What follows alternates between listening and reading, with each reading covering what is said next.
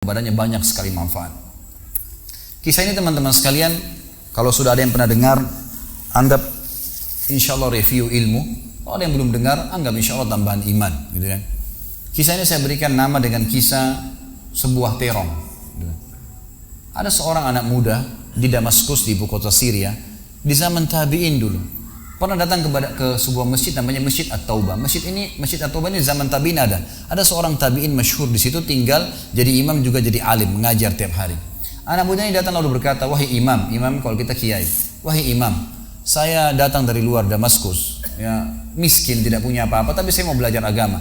Boleh nggak saya numpang tinggal di masjid bersama anda? Saya bantu-bantu lalu saya hidup bersama anda, maksudnya makan minum bersama anda."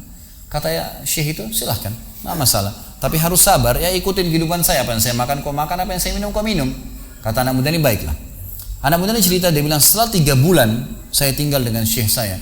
Ternyata syekh saya ini orangnya sangat zuhud, luar biasa. Ada makanan makan, tidak ada makanan puasa. Dan hari ini sudah 3 hari kami puasa. Sahur dengan sebutir kurma segelas air, buka puasa juga begitu. Tapi ini sudah hari ketiga, syekh saya masih kuat, saya sudah tidak kuat lagi, dia bilang. Saking tidak kuatnya saya bungkukkan punggung saya, menekan perut saya supaya lapar saya hilang. Dalam keadaan begitu, syaitan datang menggacaukan pikiran saya sambil berkata, "Wahai anak muda," di benak saya terlintas, "sekarang sudah halal buat kau mencuri makanan. Kalau kau tidak curi makanan, kau mau makan dari mana? Akan mati kelaparan. Minta sama gurumu nggak punya. Minta-minta sama orang, gurumu larang, minta-minta sama orang. Sekarang kau curi makanan sepotong roti, yang penting tidak mati kelaparan." Dia bilang dalam kondisi saya berkecamuk pikiran syaitan begitu, saya berpikir mencuri makanan di rumah di sebelah masjid. Zaman dulu teman-teman sekalian, dinding masjid tidak seperti kita sekarang ada tembok. Jadi zaman dulu itu bisa dari tanah liat, atau kalau mau kuat, batang kurma ditebang atasnya, ditebang akarnya, ditancapin, lalu didempet-dempetin. Jadi dinding yang kuat. Dan rumah orang sama masjid berdempetan dindingnya. Dia naiklah dinding masjid, dari belakang masjid dia naik mau mencuri makanan. Di rumah yang pertama dia mau masuk mencuri di sebelah masjid, itu dia lihat ada 3 perempuan yang tidak tutup auratnya, lagi nunun kulit domba. Dia alihkan pandangannya karena dia tahu yang bukan mahramnya haram untuk melihatnya. Dan itu bukan tujuannya, dia ingin cari makanan. Dia pindah ke rumah kedua. Waktu dia pindah ke rumah kedua, dia lihat dari atas rumah, karena pakai pelapa-pelapa kurma, jadi kelihatan nggak ada orang, tapi ada bau masakan. Karena laparnya dia turun ke dalam, dia masuk ke dapur, ditemukan ada panci yang lagi dipakai masak dengan kayu bakar. Di dalamnya ada, waktu dia buka, air yang sedang direbus 2 buah terong yang sudah matang. Karena lapar sekali, diambil sama dia terong 1 lalu digigit. Sementara dia kunyah teman-teman sekalian, dia ceritakan dirinya, waktu saya sebentar kunyah dan sangat lapar, saya sudah buru-buru ingin menelannya, tapi tiba-tiba muncul ketakwaan saya pada Allah, muncul ketakutan saya pada Allah, kepatuhan saya sama Allah. Lalu saya berkata dengan diri saya, subhanallah, syaitan berhasil membuat saya melakukan 3 dosa sekaligus. Yang pertama, masuk rumah orang tanpa izin, dosa. Yang kedua, mencuri, mengambil terong itu. Dan yang ketiga, saya sedang memakan makanan yang haram. 3 dosa sekaligus. Maka dia bilang, tidak mungkin Allah membuat saya mati kelaparan karena meninggalkan yang haram. Karena Nabinya Muhammad SAW sudah bersabda, "Man taraka sya'ni la abdalahu khairan min." Siapa yang meninggalkan sesuatu karena Allah, Allah akan gantikan yang lebih baik darinya. Lalu saya lempar gumpalan makanan terong itu ke lantai dapur tersebut, lalu saya kembali ke masjid. Dan masih ada pengajian, saya tidak bisa tangkap apa yang sedang dibahas karena laparnya. Waktu bubar pengajian, dia bilang, guru saya duduk di kursinya, saya pun duduk di tiang salah satu masjid. Ada satu orang tua di belakang masjid. Lalu masuklah seorang wanita dari pintu masjid bercadar, berbicara dengan guru saya sambil guru saya menundukkan pandangannya. Setelah itu guru saya mengangkat kepalanya lalu melihat ke arah saya dan memanggil, "Kesinilah muridku." "Datanglah saya," kata anak muda ini. Lalu ditanya oleh guru saya, "Apa kau sudah menikah?" Dijawab oleh muridnya, "Belum." Lalu ditanya 2 kali, "Apa kau ingin menikah?" Dia tidak jawab. "Apa kau ingin menikah?" Tidak jawab. Sampai 3 kali, "Apa kau ingin menikah?" Dia tidak jawab.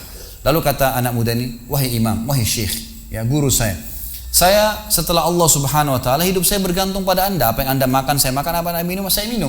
Sekarang sudah 3 hari kita punya makanan dan minuman, puasa. Dan saya sangat lapar. Kalau saya nikah, saya mau beri makan dari mana istri saya?" Lalu kata syekhnya, "Ini perempuan di sebelah saya yang bercadar, baru selesai masa iddah meninggal suaminya, 4 bulan 10 hari.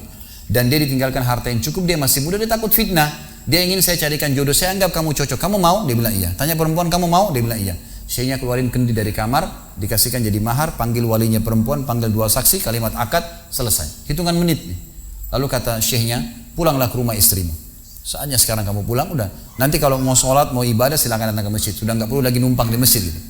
Pulanglah dia sama istrinya. Dia ceritain, "Di mana saya jalan sama istri saya masih malu-malu, baru nikah. Dan ini kan memang hitungan menit nih, ya. Dia baru tadi kelaparan, tiba-tiba sekarang sudah nikah gitu. Dia bilang saya jalan. Keluar dari masjid, lewat di rumah pertama yang dia tadi manjat mau mencuri, dilewatin sama istrinya. Begitu masuk, tiba di depan pintu rumah kedua yang dia manjat, gitu kan? Istrinya berhenti, buka pintu rumah lalu berkata, masuklah suamiku, ini rumah kita. Rumah yang tadi dia mencuri nih. Maka dia pun bilang, saya masuk ke ruang tamu, saya melihat di atas, ini benar rumah tadi yang saya masuk mencuri. Istrinya bilang, wahai suamiku, tadi saya dengar anda sudah 3 hari nggak makan, mau makan? Dia bilang iya. Istrinya masuk ke dapur, ditemukan apa? Panci terbuka, terong yang sudah digigit. Ini kisah nyatanya. Tiba-tiba perempuan ini bilang, siapa yang makan terong saya? Spontan gitu, teriak gitu kan. Pada saat dia teriak, maka si laki-laki ini mengucapkan kalimat begini. Ini dari saksi bahasan kita. Dia mengatakan, kesinilah istriku. Demi Allah begini ceritanya. Kronologisnya saya manjat, saya turun, saya lapar, saya makan. Dan demi Allah sebelum saya telan, karena saya takut sama Allah, saya lempar ke dapur, ke lantai dapurmu dan belum kering tuh. Gitu kan.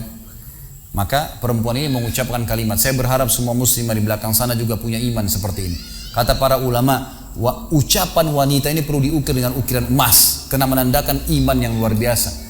Kata dia, wahai suamiku, engkau meninggalkan segumpal makanan haram. Allah jadikan makanan itu, pancinya, rumahnya, pemilik rumahnya jadi milikmu sekarang.